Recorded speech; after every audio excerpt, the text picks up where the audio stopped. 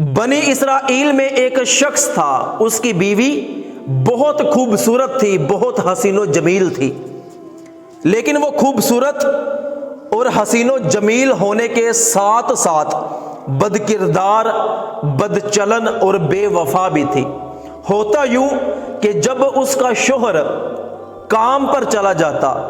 تو وہ عورت کسی غیر مرد کو گھر میں بلاتی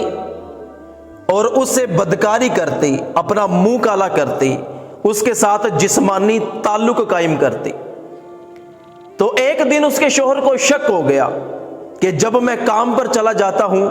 میری بیوی میرے پیچھے کسی نوجوان کو گھر میں بلا کر اس سے بدکاری کرتی ہے۔ تو اس کے شوہر نے اس سے کہا کہ جب میں گھر سے باہر جاتا ہوں، کام پہ چلا جاتا ہوں، تو کسی غیر مرد کو گھر میں بلاتی ہے اور اس کے ساتھ اپنا منہ کالا کرتی ہے۔ اس نے کہا کہ تم مجھ سے قسم لے لے، میں ہرگز ایسا نہیں کرتی۔ تو اس کے شوہر نے کہا کہ ٹھیک ہے،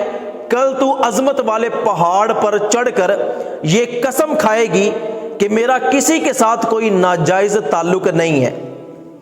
میں تیرے پیچھے کسی کو بھی گھر میں نہیں بلاتی۔ تو اس کی بیوی نے کہا کہ ٹھیک ہے، میں کل تیرے ساتھ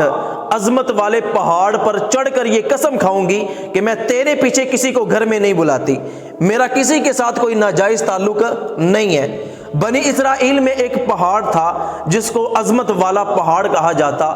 اور جب کوئی فیصلہ کرنا ہوتا، کسی نے کوئی قسم کھانی ہوتی تو اس پہاڑ پر چڑھ کر قسم کھاتا، اگر وہ جھوٹا ہوتا تو 2-4 دنوں میں مر جاتا۔ اب اس کا شوہر کسی کام کی وجہ سے گھر سے باہر نکلا تو اس عورت نے اس نوجوان کو خط لکھا جس کے ساتھ اس کا ناجائز تعلق تھا کہ کل میری اور تیری ملاقات عظمت والے پہاڑ پر ہوگی، تو اپنا گھوڑا لے کر عظمت والے پہاڑ کے نیچے کھڑے ہو جانا۔ اگلی صبح وہ میاں اور بیوی عظمت والے پہاڑ کی طرف چل پڑے تو وہ نوجوان اپنا گھوڑا لیے پہاڑ کے نیچے کھڑا تھا۔ تو چھپکے سے اس کی بیوی نے اس نوجوان کو اشارہ کیا کہ میں اور میرا شوہر پہاڑ پر چڑھنے لگے ہیں، تو بھی ہمارے پیچھے پیچھے پہاڑ پر چڑھنا شروع کر دے۔ جب آدھا راستہ طے ہوا تو اس عورت نے اپنے شوہر سے کہا کہ میں تو تھک گئی ہوں، میری ٹانگوں میں درد ہونا شروع ہو گیا ہے،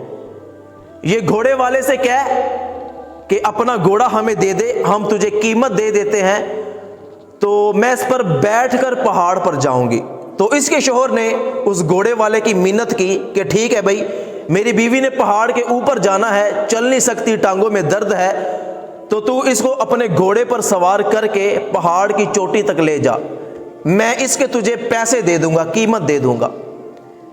اب وہ عورت اس گھوڑے پر سوار ہو گئی۔ جب پہاڑ کی چوٹی پر پہنچی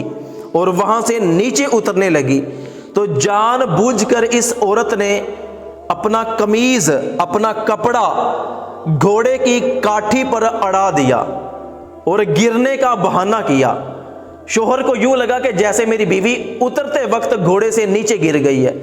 اور جب وہ نیچے گری تو اس کا قمیض پھاڑ گیا اور اس کا برہنہ ننگا جسم نظر آنے لگا۔ تو اس عورت نے وہاں پر قسم کھائی کہ میرے شوہر، میں قسم کھاتی ہوں کہ میرے ننگے جسم کو، میرے برہنہ جسم کو تیرے اور اس گھوڑے والے کے سوا کسی نے نہیں دیکھا۔ تو شوہر کو یقین ہو گیا کہ یہ تو اتفاقاً یہاں سے گری ہے، اس کا قمیض پھاڑ گیا ہے، تو اس گھوڑے والے نے بھی اس کا جسم دیکھ لیا، تو میری عورت واقع ہی سچی ہے۔